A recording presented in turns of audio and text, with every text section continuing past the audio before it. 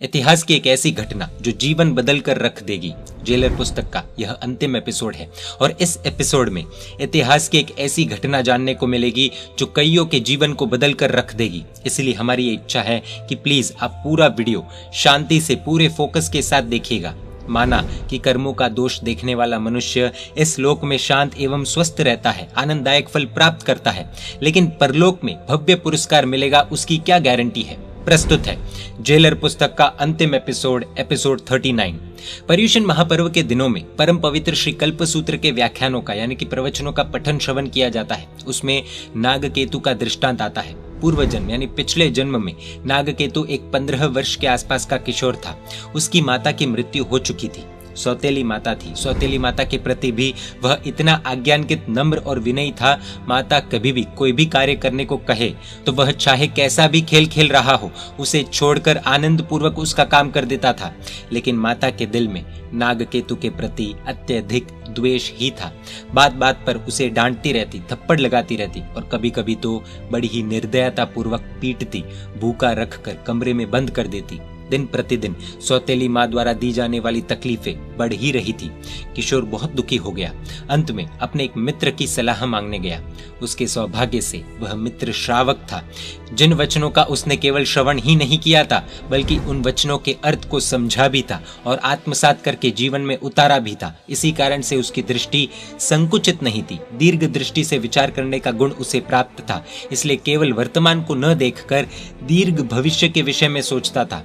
वर्तमान के दुखों का प्रतिकार करने की जो रीत भविष्य के अधिक भयंकर दुखों को आमंत्रण देने वाली हो, वह रीत उसे मान्य नहीं थी।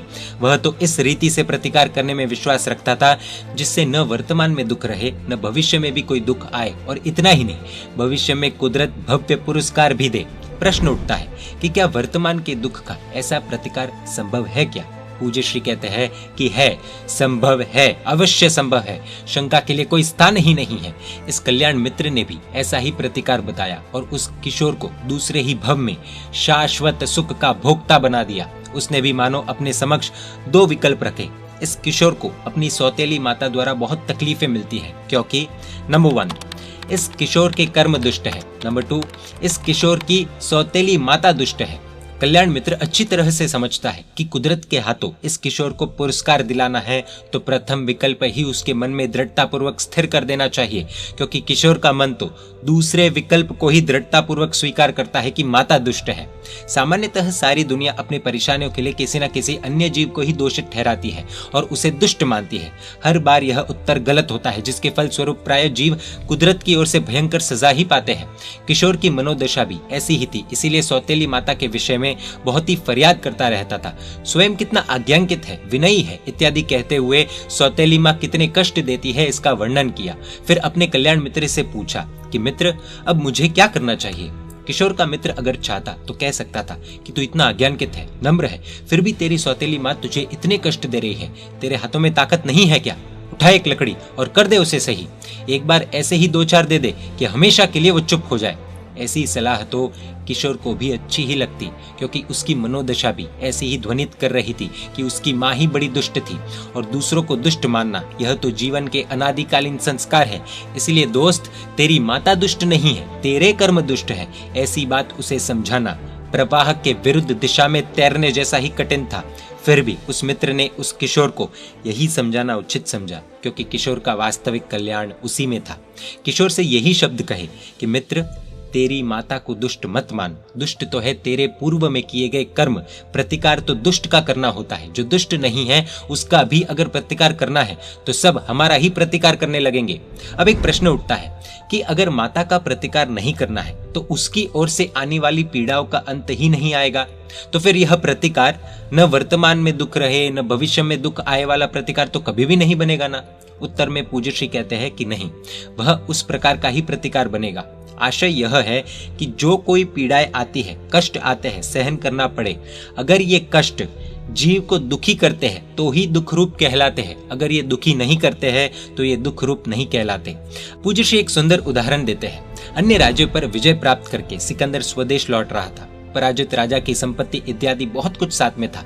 एक मजदूर को हीरे जवाहरात से भरा थैला उठाने के लिए दिया था। उसे सिकंदर के साथ साथ ही चलने की आज्ञा थी। मार्ग में एक छोटा सा पहाड़ आया। वह मजदूर थक जाता था, उसकी सांस फूल रही थी। मंत्री के मन में उसके प्रति सहानुभूति का भाव जागा। उसने कहा कि राजन, इसका बोझ थोड़ा कम कर दिया जाए ना। सिकंदर ने कहा कि मंत्रेश्वर, यह तो आप कह रहे हैं, वो क्या कहता है? मंत्री ने कहा कि ठीक है, मैं उससे ही पूछ लेता हूँ। राजा ने कहा कि हाँ, पूछ लीजिए, लेकिन पहले यह घोषणा करवाई जाए कि जिस मजदूर ने जो बोझ उठाया है वह राजा उसे तोहफे के रूप में देंगे। घोषणा करवाई गई और तब मंत्री ने उस मजदूर से पूछा, क्या तुम बोरे में से भार कम करना चाहते हो?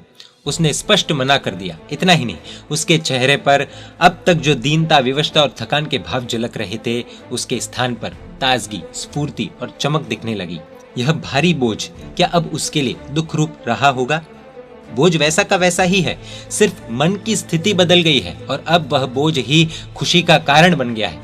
अंग्रेजों के समय की बात है, एक हिंदू नारी पति की मृत्यु होने पर वह सती होना चाहती थी। अंग्रेजी अफसर उसे मना कर रहा था, कह रहा था कि यह स्त्री स्वेच्छा से नहीं बल्कि समाज के दबाव के कारण सती होना चाहती है, मैं अनुमति नहीं दूंगा। ऑफिसर का यह अभिप्राय सुनकर स्त्री ने स्पष्टता की कि मैं स्वेच्छा से सती हो रही हूँ। ऑफिसर ने कहा कि यह क्षणिक आवेश है, अग्नि का स्पर्श होते ही सारी खुशियां हवा में हो जाएगी। लेकिन वह स्त्री दृढ़ थी।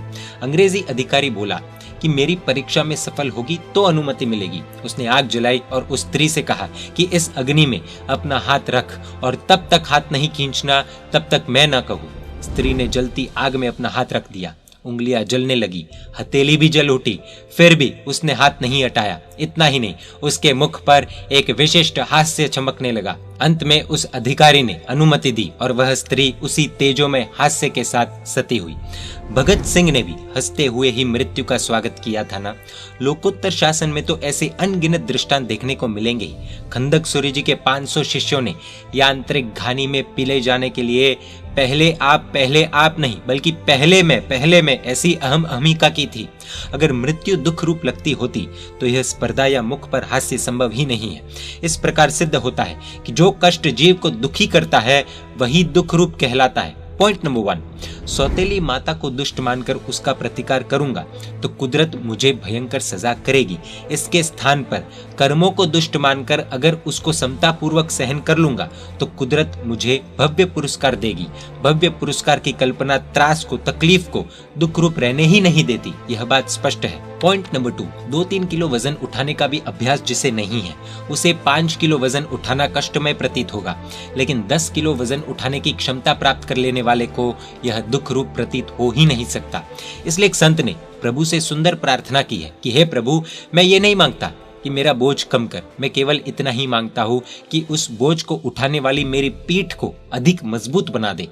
हमने जेलर के एपिसोड्स में देखा ही है कि अपनी भूल को देखने वाले की सहन करने की शक्ति बढ़ती ही जाती है और सहन शक्ति बढ़ जाने के बाद वही त्रास उसके लिए दुख रूप नहीं रहता। पॉइंट नंबर 3, अब ये सहन करना ही है, ऐसी बात मन में दृढ़ हो जाने के बाद और अनेक बार ऐसे दुख सहन कर देने के बाद ये सब दैनिक क्रियाओं की तरह सामान्य हो जाती है और कोई भी दुख रूप लगता ही नहीं है। अपना हाथ या पैर टूट जाने से आने वाली अपंग दशा या शारीरिक खामी आरंभ में जितनी दुखदायक होती है उतनी दुखदायक अब ये परिस्थिति हमेशा के लिए बनी रहने वाली है, उसमें कोई सुधार संभव नहीं है। ऐसा स्वीकार कर लेने के बाद नहीं रहती। उस परिस्थिति में मन आदि यूज्ड टू बन जाता है। कुछ सुधार की अपेक्षा हो और सुधार न हो तो वह परिस्थिति अवश्य दुखदायक प्रतीत होगी।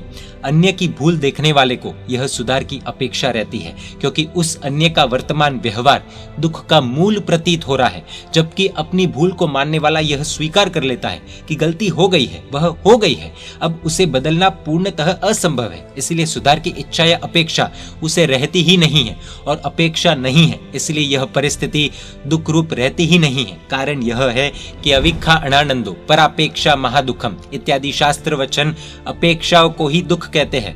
अर्थात जो कुछ कष्ट हमारे जीवन में आ पड़े हैं अथवा आप पढ़ते हैं उन्हें दुख रूप बनाने की इच्छा न हो और उसके कारण स्वयं दुखी न होना हो तो उसके लिए श्रेष्ठ है स्वदोष दर्शन, अपनी ही भूलों का दर्शन। अगर व्यक्ति स्वयं दुखी नहीं होता है तो फिर उसके लिए चिंतित होने की, तनावग्रस्त होने की या क्षुब्ध होने की संभावना ही नहीं रहती है, यह स्पष्ट है। इसलिए अपने दुखों या कष्टों में अपनी ही भूल देखना यह मानसिक शांति के लिए अचूक उपाय है। इस किशोर के मानस में भी मेरी माता दुष्ट नहीं है, दुष्ट है तो मेरे कर्म है, ऐसी विचारधारा दृढ़ हो जाती तो सौतेली माता द्वारा दी जा रही तकलीफें दुख स्वरूप रहती ही नहीं, यह समझ भविष्य में कितना भव्य पुरस्कार प्रदान करने वाली सिद्ध होगी, ये हम आगे देखेंगे। प्रश्न उठ रहा होगा कि ऐसी मानसिकता प्राप्त कैसे की जा सकती है।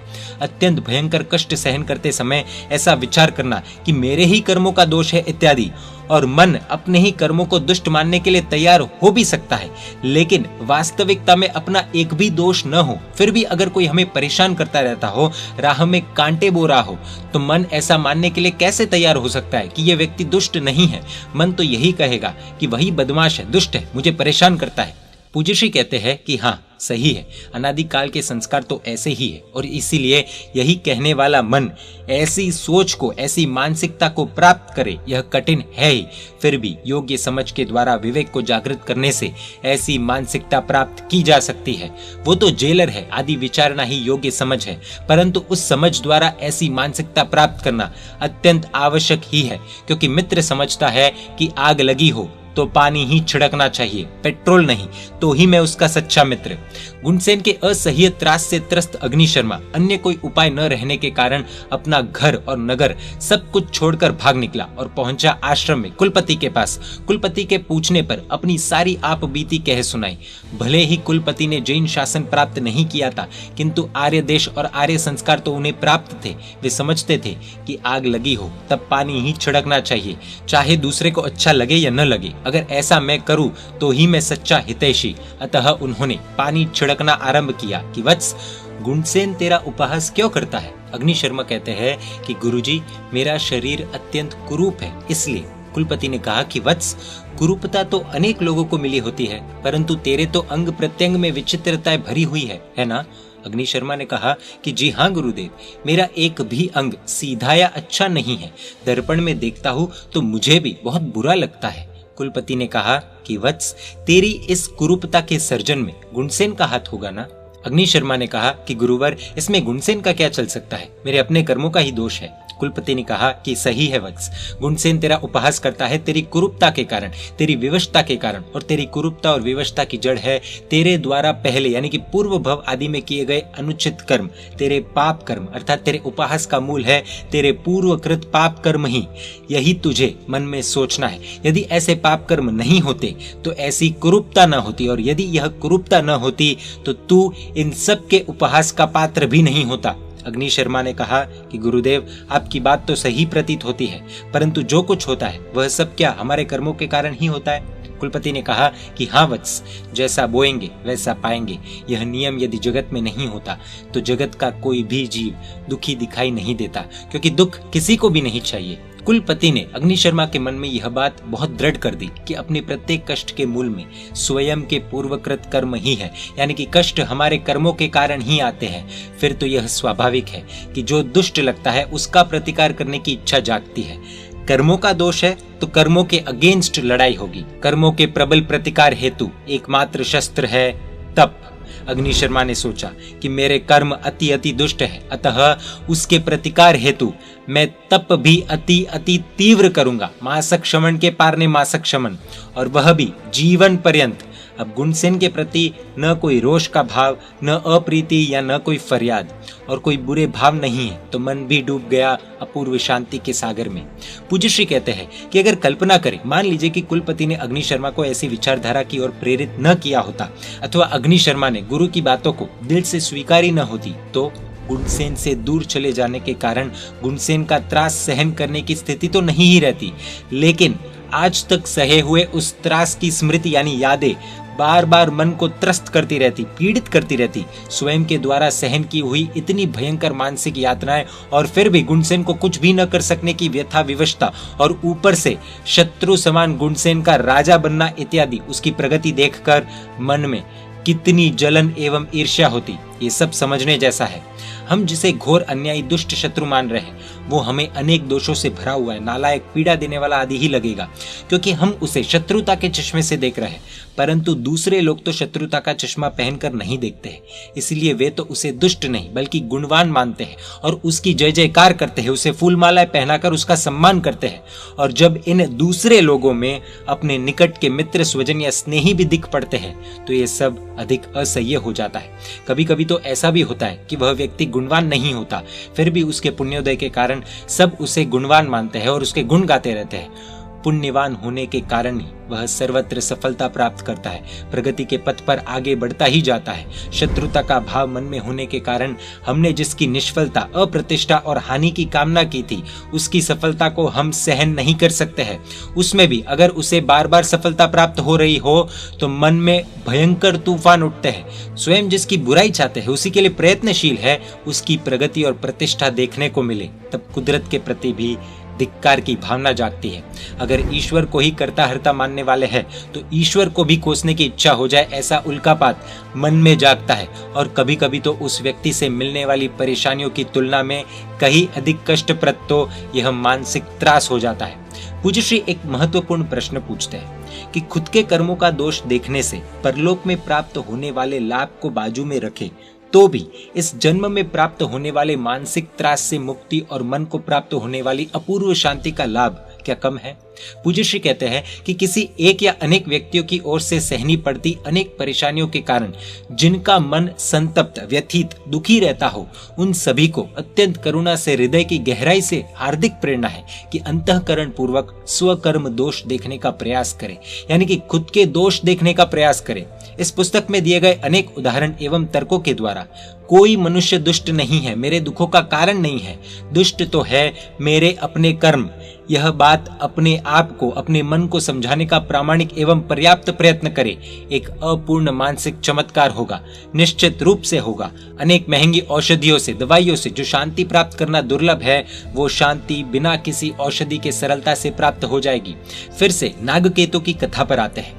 उस किशोर का वह श्रावक मित्र भी यह बात अच्छी तरह से समझता है और इसी कारण से उसने भी सौतेली माता के त्रास से त्रस्त उस किशोर के मानस पर इसी प्रकार काजल छिड़कना आरंभ किया कि मित्र, अगर तेरे कर्म दुष्ट न होते तो अपनी माँ की असमय मृत्यु, पिता का दूसरा विवाह, सौतेली माता के दिल का वात्सल्य पूर्ण नहीं बल्कि द्वेष युक्त होना, पिता का भी तेरी चिंता ना करना, ऐसी सारी परिस्थिति का उत्पन्न होना, ये कुछ भी न होता ना।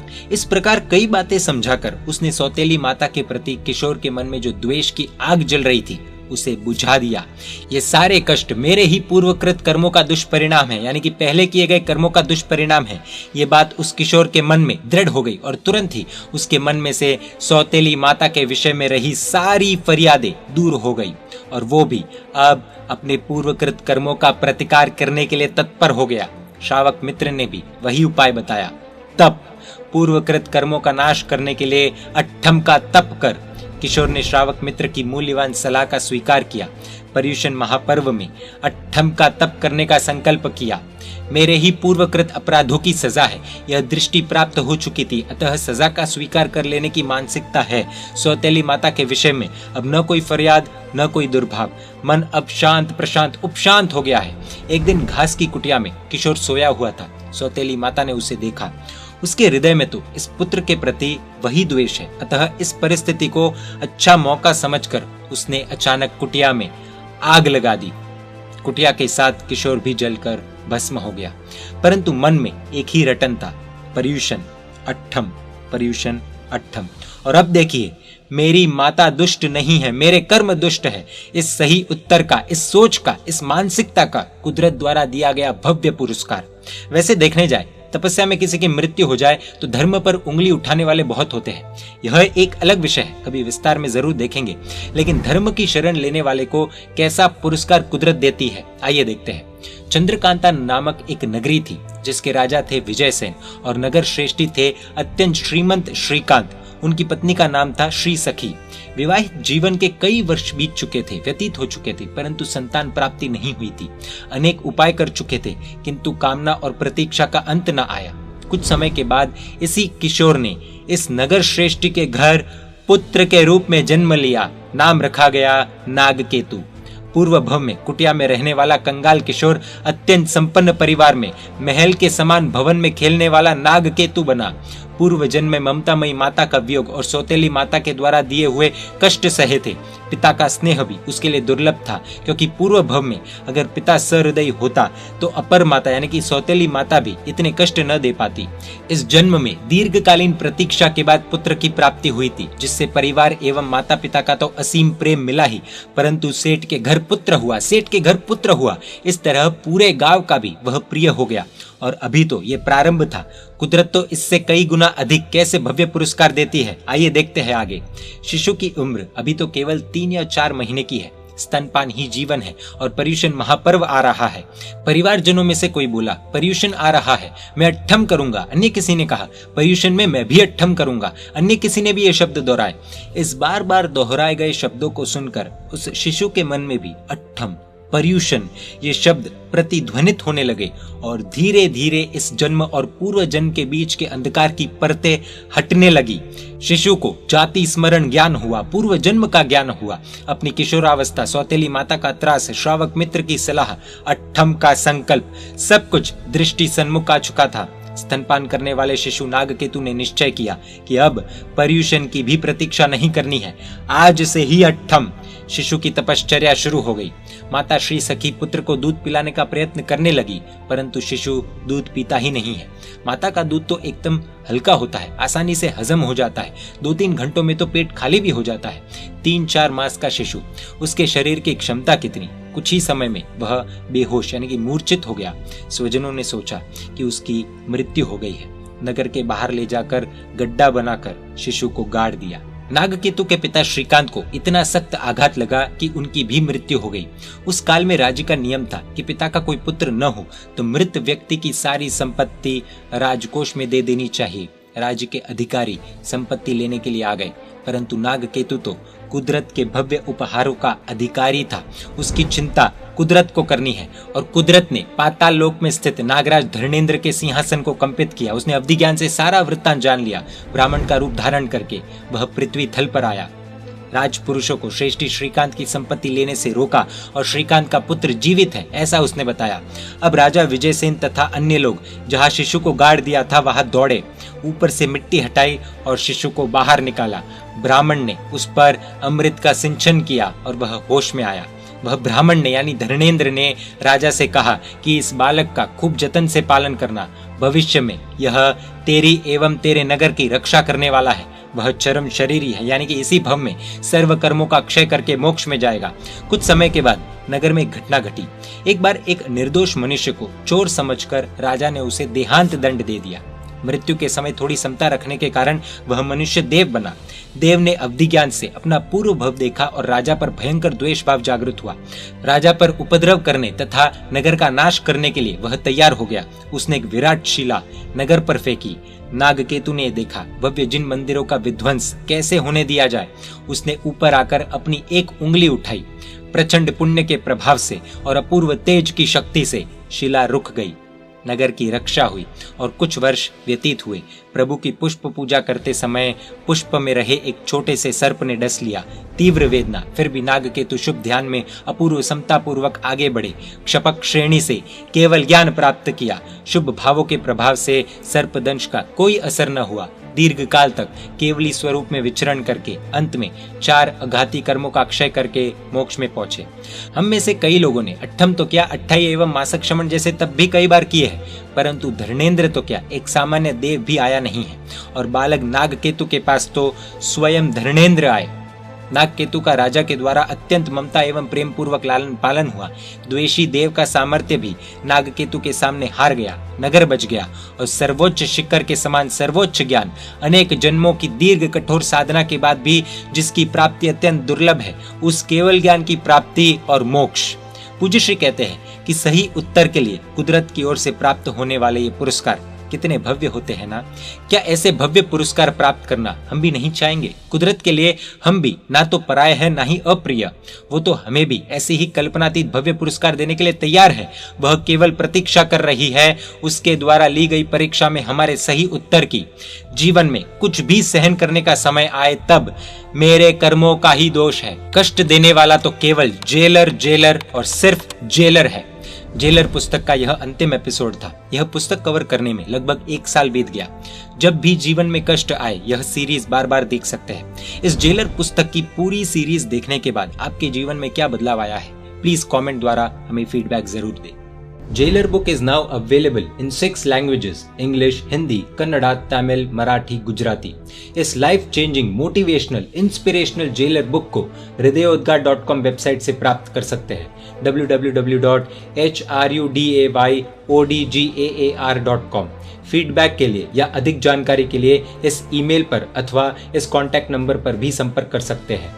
जैन मीडिया पर ऐसे वीडियोस आते रहेंगे। देखने के लिए आपको Jain media YouTube channel subscribe कर नोटिफिकेशंस के लिए बेल आइकन प्रेस करना होगा। आप हमें फेसबुक और इंस्टाग्राम पर भी फॉलो कर सकते हैं। परमात्मा के आज्ञा विरुद्ध कुछ भी कहा हो तो मिच्छामि दुक्कडम।